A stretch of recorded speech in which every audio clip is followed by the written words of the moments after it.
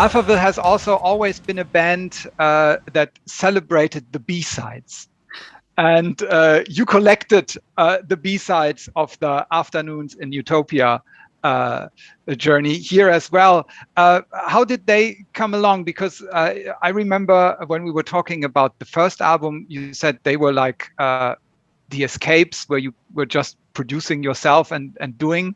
Was it the same with the second album, or are there tracks that didn't fit in the whole concept of the album that were sort of leftovers, or how did the B-sides, like Next Generation, how did they come along? Because that could have been easily a single or at least album track. It's like you say, Next Generation could have been musically from the atmosphere, could have been on the first album.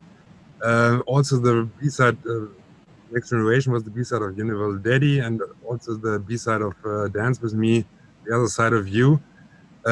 Those songs happened within a weekend in Hansa Studio. When Pete Walsh had a 2 days off, we went to Hansa One and recorded and mixed everything within 2 days. That it was an escape as well. The escape from the we have to do an album. It was like just let it go. And I also feel that those B-sides are from the second album. Those B-sides are really fantastic. I really like them. And Next Generation could only happen because of the circumstances, the worldwide circumstances, because the topic was about Chernobyl, what just happened and at that time, but Marian can say more about the topic. Well, you know, I really remember very well when the idea for the song was born. There was, I mean, we were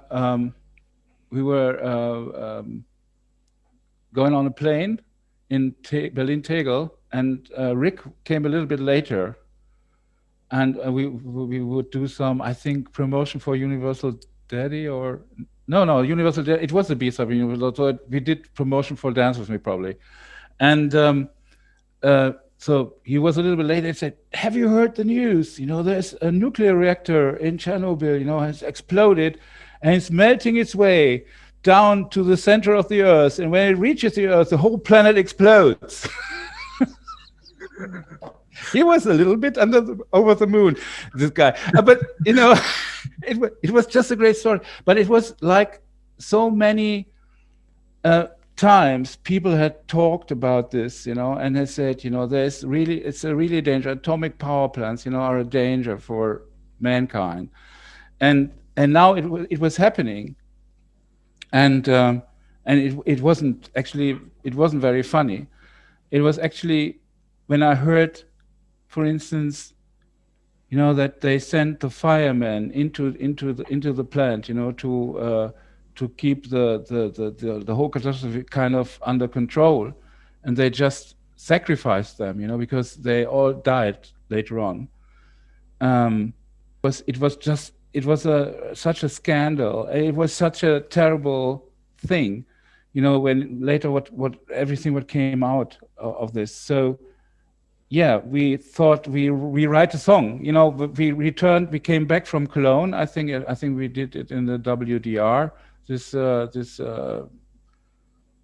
TV thing, and then we came back to Berlin and recorded the song, you know, within, as Bernd says, within 1 or 2 days, and during the production of the album. It was a very spontaneous decision, and probably, I mean, it's one of our most political songs that we ever wrote. And you are right, you know, it's also a very catchy song. And whenever we play this song live, it's really, you know, one of the main events, you know, in our live set, you know, because the people really, I mean, they understand. It's such an easy line. You look into the eyes of the next generation. It's just, you know, it brings it all together, you know, in one little sentence, you know, and everybody understands what, you know, you can put it on so many problems of the world, and people understand that. They understand the message of the song. It's you write songs with messages, but very often you don't reach the audience with it, or you be misinterpreted or whatever. With this song, you can't be misinterpreted.